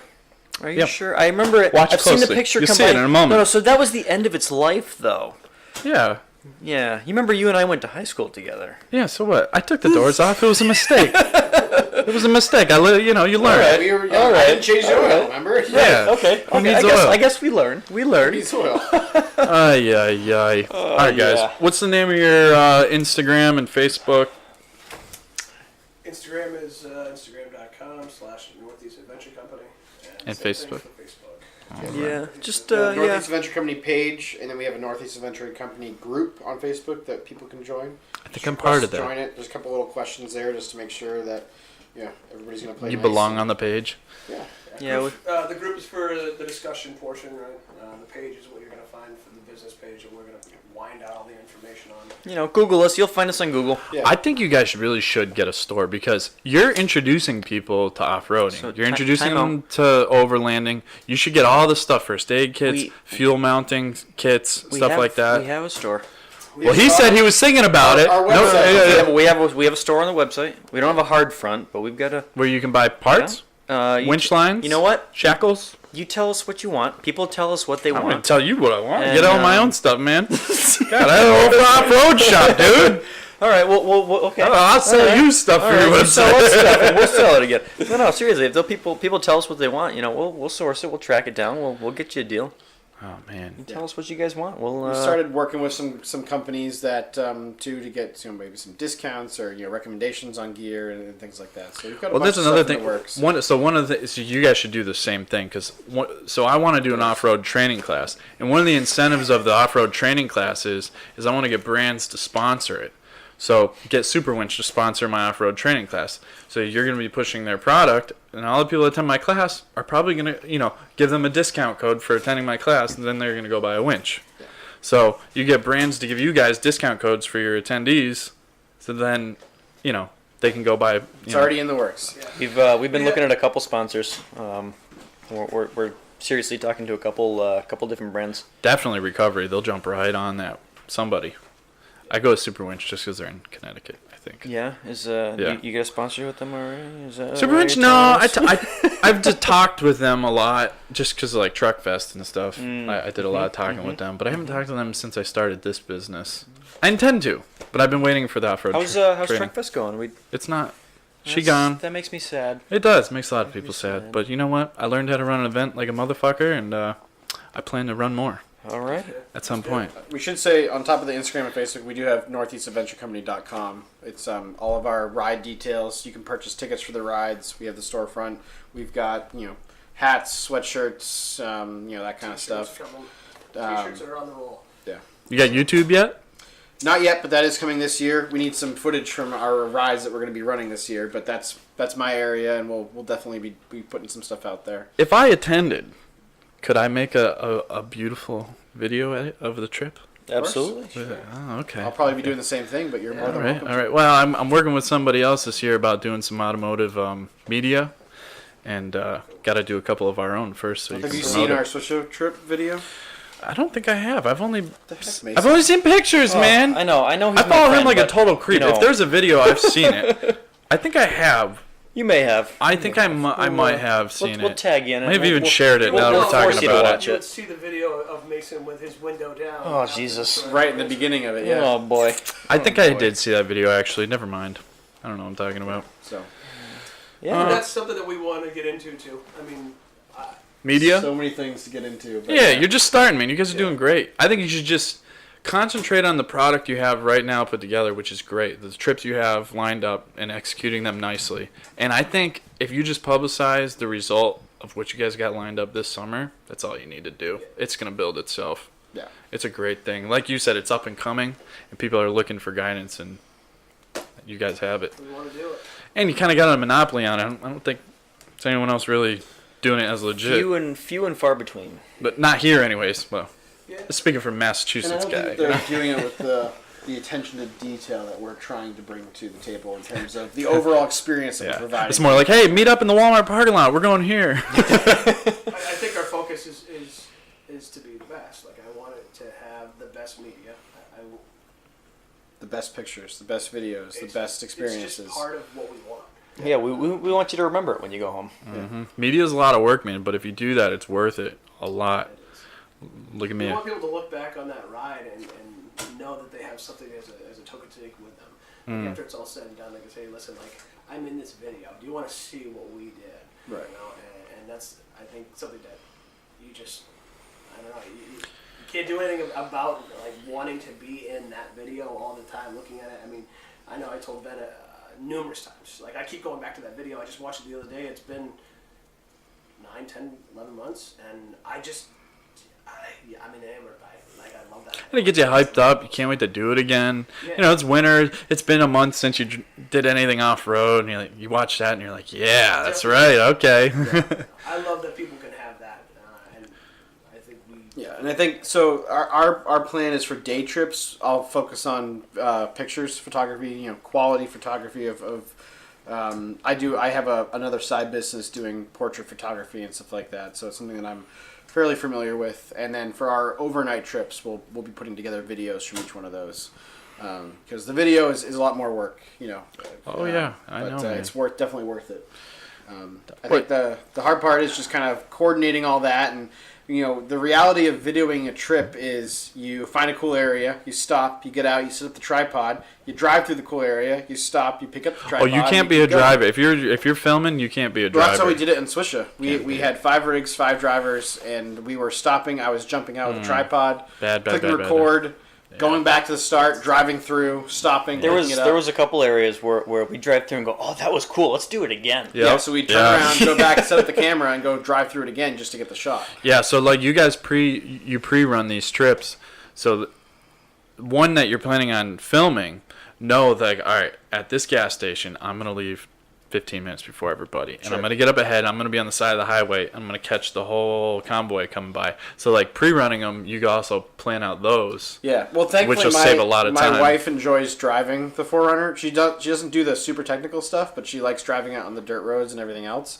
So a lot of times, I'll just plan on having her drive, and I'll be in the passenger seat with the camera rig, and I can jump out easily, and she can keep going, and I can film the rest That's of the group beautiful, going through. man. So No, that's a good idea. we're looking forward to that. You really need to watch Ultimate Adventure now. Really need to watch it. Come on, man. What? You're going to film that and you haven't even watched that? Give me another thing to do while I'm sitting around on my lunch break. Oh, jeez. Oh, no. Oh, boy. Dude. Lunch break I can't. all day. My all-day Lunch lunch break. break. And you got anything you guys want to talk about or plug in here? You did drive all the way from Maine. You don't really need more customers, just followers. Go follow. I think I would just say that if somebody else that's in our position tells you that they can take you to Maine and guide you there, and they don't have landowner permission, they're lying to you. So I just want to put that out there, so it's public knowledge.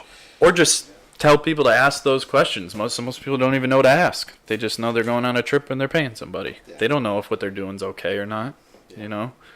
That's another great thing that you guys are doing. Like getting a trail guide license, like you have. I didn't even hear of that. I don't even know what that is And it's taken until a I while. talked to you guys. I mean, however you want to look at it, fortunately or unfortunately, I've had 6 years of doing the right thing and doing the wrong thing. Mm-hmm. And so, for me to be able to get with these two guys and really break that down now and say, listen, like, we're going to do the best we possibly can, and we're not going to have any issues because we're going to take everything that I've learned and take everything that they've learned in these specific areas that we want to go to, and make it so that we don't have to worry about having any issues with landowner permissions or going places we're not supposed to be. We're out of that game. It's something that I don't want to get involved in. And The last thing you want to do is get to a campsite that you've picked out beforehand. You roll up, everybody pitches their tents and ever, and then some warden comes by and says you can't be here. And the next thing you know, you got to pack everything up and go, find a different spot. People to that camp. paid you to bring bring them there. And these people, I mean, they pay us money to be able to make sure that that doesn't happen. Exactly. And a lot of these people take off specific, vacation time, and this is something that they want to bring their families on because every one of our trips is family oriented. So we want you to come. We want you to bring your dogs, and we want you to have a good time with this. But the last thing we want is for you to get all set up at camp and have to pick everything back up again, and find some other place because we're in the wrong spot. It's not going to work. So for us, we're totally cool with what we've made the plans and how we're going to do things from this point forward. We just hope people take the ride with us because it's going to be a great time. I think you're gonna find that your product is so quality that people are just gonna gravitate towards you. What you're doing is perfect. Certainly hope so. And they have. I mean, I know these guys can say just as well as I can, but in the last 2-3 months we have just been really, really, really impressed and thankful for the people that have come forward and have supported us. It's amazing. We opened up our rides on January 1st, and within a couple hours we had a couple rides already full, and four rides within a couple of Making me nervous, man. I keep looking. I'm like, shit. I really gotta buy one. I'm like, Jeep doesn't have license plates yet. But by the time the trip is happening, You got what's today? January 31st. You got 3 months. Yeah. So it solidifies in us that we did the right thing, right? We came together and we want to make something great, so we just ask for you guys' support and we come out and have a good time with us. And everybody go like their pages and follow along. It's fun. Yeah. I do it all the time in a dream. That's it.